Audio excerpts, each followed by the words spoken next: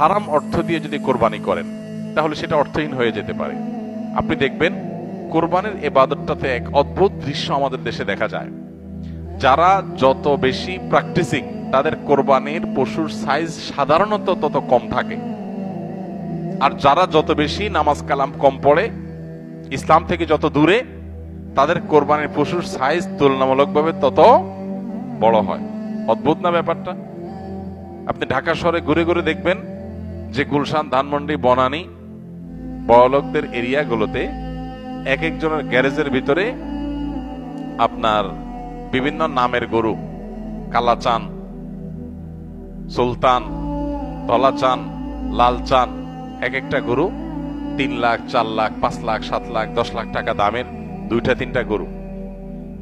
হয়তো অনেক এলাকা আছে যে একটা পাড়া মহল্লাতেও এত টাকা খরচ করে সবাই কোরবানি করার সুযোগ হয় না।